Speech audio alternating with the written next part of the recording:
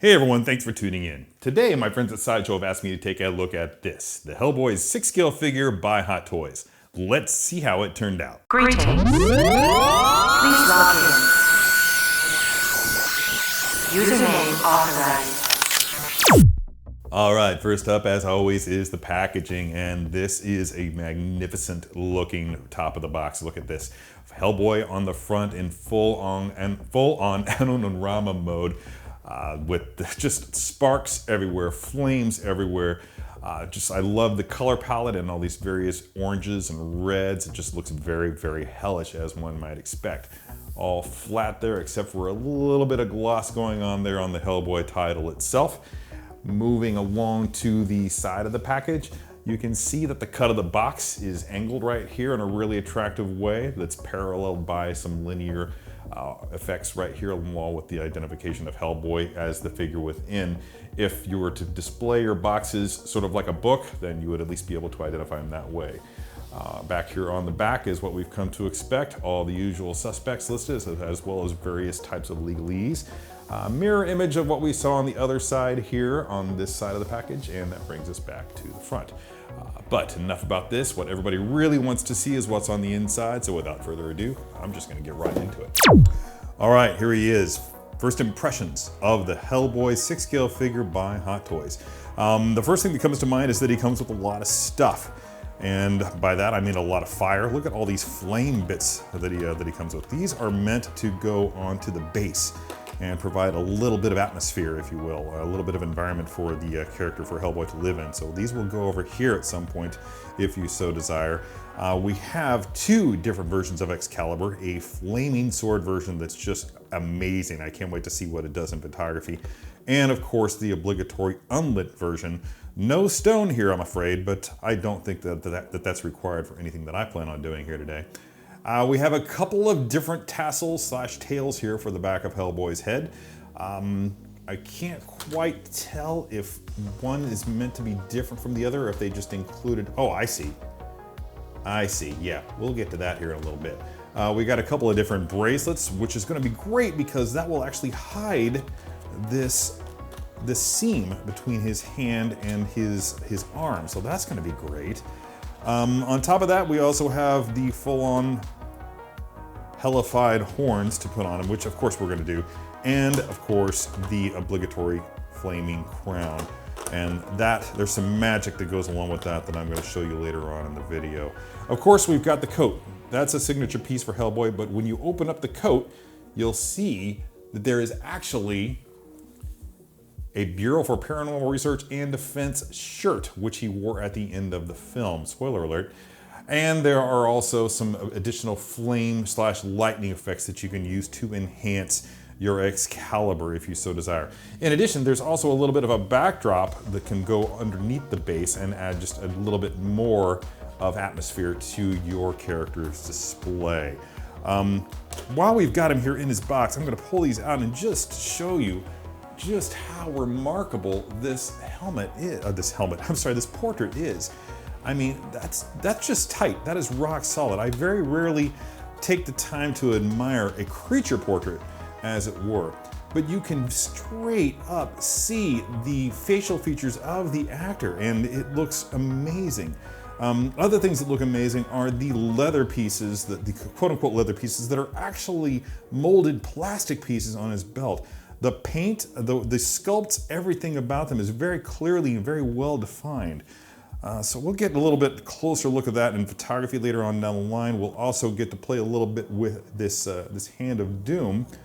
I want to say, yeah, that there are two different. There's this has like just the loose, like straight, fingers, but there's also this version here, which is meant to hold the sword, as well as this version here, which, is this the one? No, this is the one that's just a fist. I thought that there was one here in which the hands could actually be bent, but apparently not. And that's fine. In addition, we've got a prehensile tail, so we're gonna be able to play with that a little bit. Seriously, I just need to get this thing out of the box and see what it will do in a posing session. So let's rock that right now. All right, let's roll with Hellboy. Yeah, just once again, I just want to call the attention to the likeness to David Harbour.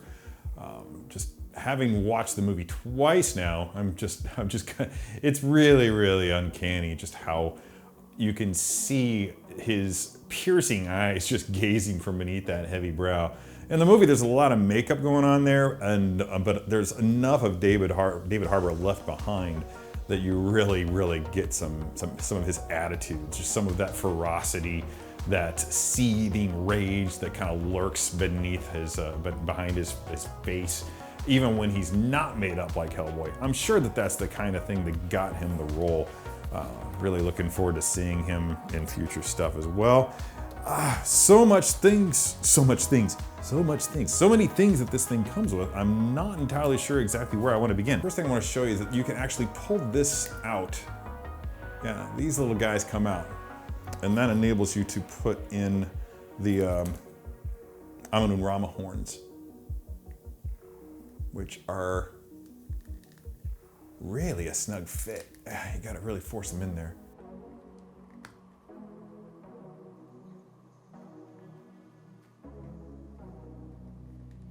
I don't know, for some reason it just looks off to me. Maybe I don't know, maybe it looked different in the Guillermo films, but no, that's right. Okay, once you get the second one on, it looks okay. It's just really kind of a, yeah, I have to be honest, I was not planning to do a pose with the horns in him,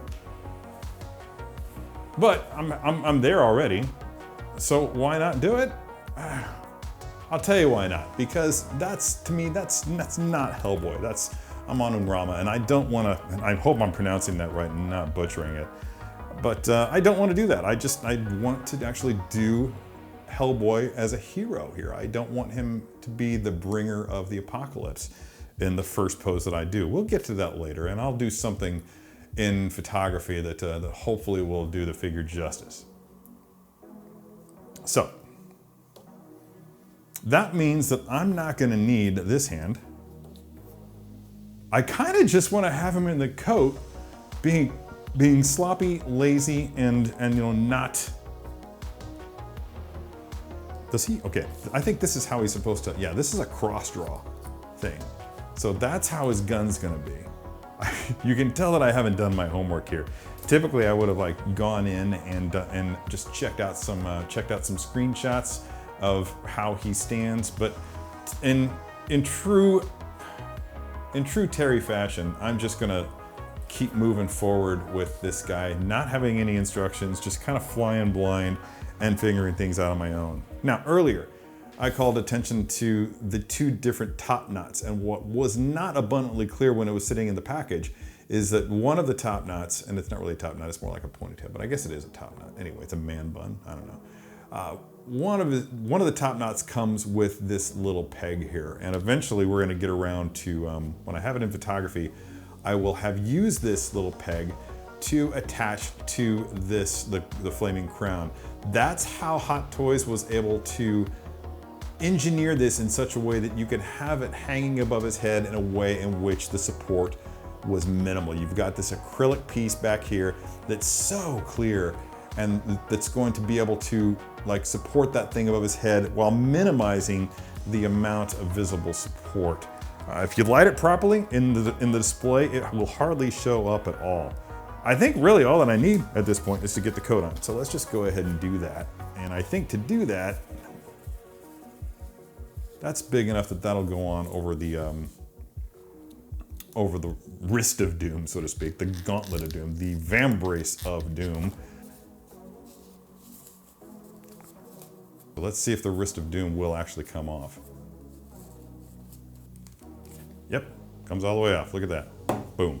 You know, all my life I've wanted a trench coat. It's a John Constantine thing. Look at him do the splits. Yeah, we got some good range of motion going on here. Now we don't want the hair to be tucked in underneath, so I think the best thing that you can do in this situation would be to pop the head off and then pop it back on, rather than try to pull it out from under. Collar up there, have it pulled down nice. You want that line to be going right down his traps to his shoulders, indicating a good fit. Hellboy can be a little bit slovenly, but even he has his limits. Okay, so let's pull this sleeve up. Get that where you can see it. There is a keyhole, a little bit of a notch right there that corresponds to this little thing here. So I'm going to push that up, boom. And which hand of doom do we want? Fist. All right, cool. All right, we're not quite done dressing the figure here. I still haven't decided which hand I want to use. Definitely not the relaxed one. And you know, after I went through all the trouble of taking that hand off of him, I kind of really just want to put that hand back on him. Because what I really want to have him doing is like reaching over like he's going to do a cross draw, get that hand back where it's supposed to go. And I just want to see if he has the capacity to look like he's reaching towards his gun. There we go. Not terribly short. Now what I forgot to do was put on a bracelet, and that's going to do what I talked about, which was hide that unseemly seam that appears between his hand and his wrist. See how that works? Man, that's fantastic. So I want him back. I want his coat back, kind of back and exposing the gun, the Samaritan, if you will. Not enough commentary here, but I'm just really kind of surprised by how much of a bend I'm able to get in his legs and how natural he looks when he's doing so. I'm just gonna bend this fist up, bring it back, because I want that coat to kind of be held behind him like it's flapping a little bit. Yeah, cool. I think that's a little too far on the leg bends. I kind of want to twist his foot around this way. And I don't think that, you don't want him standing too tall. You kind of want to have him slouching because, like I said, he's not your typical hero. He's not going to be standing tall, like chest stuck out. So let's just have him like he's moving this way a little bit. And yeah, there we go. And see what this pose does, even though it seems kind of simple, and some people might feel cheated that this is the one I chose to illustrate. But the fact is that it really showcases, when you pose him this way, it really showcases his costume and his gun, just all the belt is in there. And you can just nicely see the portrait there, which is really, for me, what this figure is all about. That's what won me over. That's what made me decide to get the figure.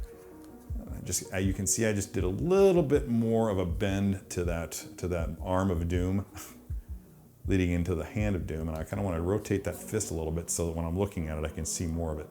Yeah. I thought I wanted the pistol in his holster, but I think that I want to go a little bit more.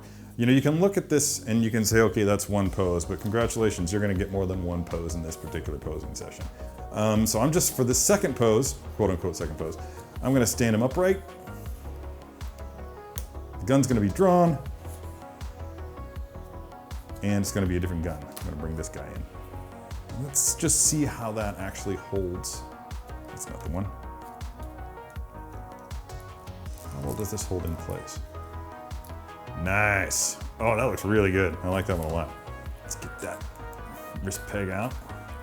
These hands are pliable enough that you don't need to worry about using your teeth or any kind of a tool or anything like that to get them in and out. They just kind of slide right in, or maybe it's because it's so damned hot in my house.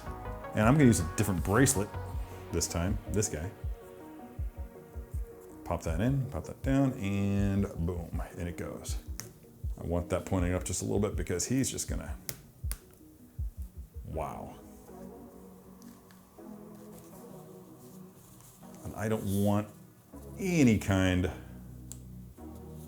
of I want any bent legs, nothing. I just want him kind of being a little lazy Hellboy. Because in my mind, that's kind of what Hellboy is. I mean, he's not lazy when it comes time to do business, There are wires in the bottom of this coat. So you can straight up pose it. Actually get a little bit of an attitude to it. And I'm going to come back this time and work with his tail. So let's get that tail going. Let's see, I'm going to look here. Yeah, definitely want it coming this way. Yes, look at this. The tail's pretty cool, you guys. I mean, seriously, I love this thing. And I just want to give him a little bit of a cock of the head just to add the attitude. I just want him looking over the gun just a bit. Yeah. And let's get this pointed a little bit more towards the audience here. This is a really cool, the more I pose this thing, the more I play with it, the more I like it. Which is saying something, because I straight up had this thing. I was in love with this thing before I got it out of the box. So let's get this. And just for some effect, let's throw a little bit of that Hellboy fire down there. All right. And I think that's just freaking awesome. And you don't even need to keep the fire on the stand. I mean, you can just like have it coming off the stand just a little bit. Bring that out of the way. And let's just get a better look at it. There it is, man. That's my Hellboy pose. That's how it's going on my shelf. Hells yeah. Hells yeah, he said. As I mentioned before, I have very little knowledge of the Hellboy comic, although I have seen all of the movies, including this one, which I've seen twice. That being said, I think it's important to note that you don't necessarily have to have a massive amount of familiarity with a character or a franchise or a series in order to fully appreciate the artistry that goes into the making of these figures. Take this thing, for example. I saw it. A friend of mine was playing with it online, and I just knew right away that I really wanted to get my hands on it and see how magnificent it was in person. And it really, really is. It's a phenomenal bit of work, and anybody should be grateful to have it in their collection. Photographers especially will have an excellent time with it, as it really, really likes to play with the light, as you can see in the photos here. That's about it for this video. Hope you enjoyed it, and until next time, be good to your plastic.